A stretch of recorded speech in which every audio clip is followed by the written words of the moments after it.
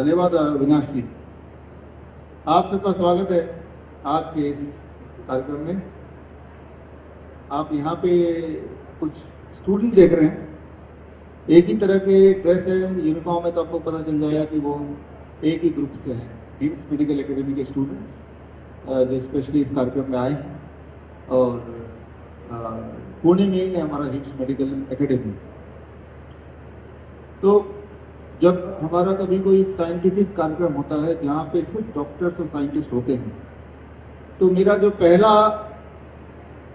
जो टॉपिक होता है वो ये कि कोई भी ऐसी दवाई का नाम बता दो जिससे कोई भी एक बीमारी थोड़ा बहुत ठीक हो जाता हो।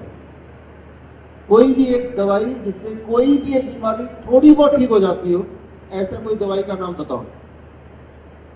तो सब सोचने लग जाते हैं, कोई जवाब अभी तक तो आया नहीं। अब तो मैंने लोगों को प्रोत्साहित करने के लिए एक इनाम की घोषणा करना शुरू कर दिया है कि जो ऐसा एक दवाई का नाम बताएगा जिससे कोई एक बीमारी थोड़ी बहुत ठीक हो जाती हो, एलोपैथिक दवाई का नाम, तो मैं उसको 10 लाख रुपए दूंगा। उसके बाद भी नहीं आते कोई। मैं आपको यह बताना चाह रहा हूं, अगर आप बीमार पड़ते हैं, जो कि आप और मैं बीमार पड़ ही सकते हैं, तो याद रखिए एलोपैथी में ऐसी कोई दवाई नहीं है जिसके लेने से किसी भी तरह का कोई फायदा है ही नहीं। और अगर आपके मन में कोई ख्याल आता है कि ऐसी दवाई है तो उसका नाम क्या है बताइए। क्या डायबिटीज की दवाई से डायबिटीज ठीक होती है या कंट्रोल होती है? ना ठीक होती है ना कंट्रोल होती है। आप देखेंगे जब दवाई लेते हैं कुछ महीने बाद दवाई का डोज बढ़ाना पड़ता है। कुछ महीने के अंदर उस दवाई के साथ साथ ज्वाइंट पेन शुरू हो जाएगा, ब्लड प्रेशर हाई होना शुरू हो जाएगा, तो उसकी दवाइयां और जुड़ जाएंगी। Same goes with blood pressure medication, same goes with cholesterol medication. कोई भी दवाई, कोई बोलेगा फीवर की दवाई पैरासिटामोल से फीवर कम हो जाता है, लेकिन फीवर तो कोई बीमारी है ही नहीं। Fever is not a disease, वो कोई बीमारी नहीं है। फीवर तो बल्कि आपका हथियार है। कैंसर के पेशेंट को अगर फीवर हो जाए तो कैंसर ठीक हो जाता है। कैंसर के पेशेंट को अगर फीवर हो जाए, फीवर वो ना उतारे पैरासिटामोल से, तो उसका कैंसर ठीक होने लगता है और अक्सर ठीक भी हो जाता है। इसे बोलते हैं मेडिकल भाषा में स्पॉन्टेनियस कैंसर रिग्रेशन।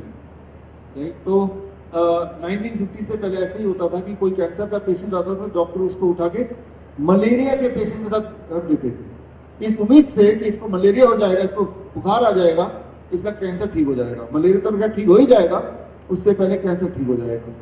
तो याद रखिए, कोई अगर कैंसर का पेशेंट हो तो आप दुआ कीजिए कि इसको बुखार आ जाए। लेकिन अगर हम बुखार में उस कैंसर पेशेंट को पैरासिटामोल से बुखार उतारेंगे तो उसका कैंसर फैलने लगेगा।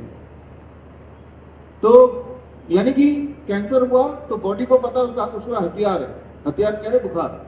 बॉडी ने हथियार को यूज करना शुरू किया, लेकिन आपने क्या किया? बॉडी का खुद का हथियार को आपने उसको डिस्ट्रॉय कर दिया, उसका सत्यानाश कर दिया। तो मैं इस बात पे आ रहा था कि फीवर कोई बीमारी नहीं है, हमें फीवर को उतारने की जरूरत नहीं है। कोई लोग घबरा के बोलते हैं फीवर में अगर दिमाग फट गया, कुछ ब्रेन के सेल मर गए, तो कोई सीजर आ गया, कोई फिट्स आ गया। फीवर में ऐसा कुछ भी नहीं होता, और अगर फिट्स आता है तो कोई गंभीर बात नहीं है, वो इंसान ठीक हो जाएगा।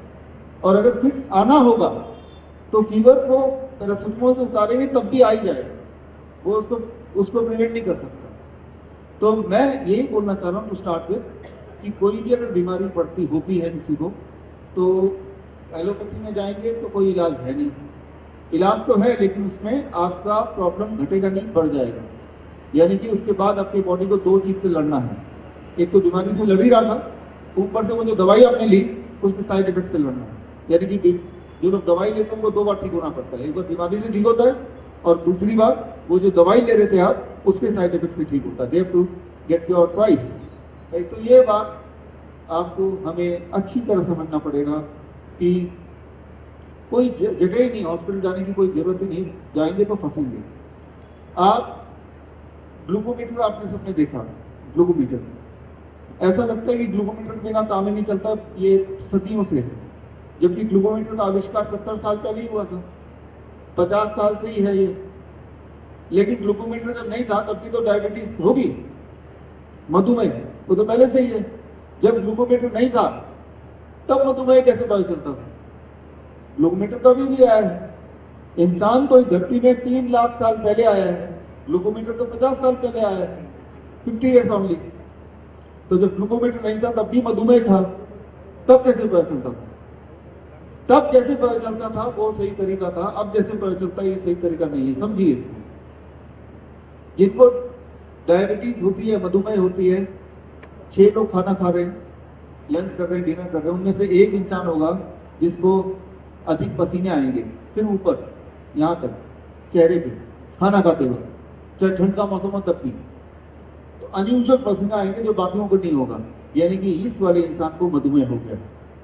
जब हमारे बॉडी में शुगर जरूरत से ज्यादा होती है ब्लड में, तो बॉडी उसे बाहर निकालने की कोशिश करता है। बाहर निकालने का एक रास्ता है पसीना।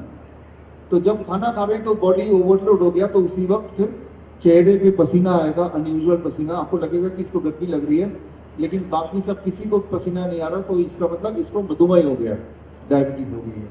राइट, पहली बात।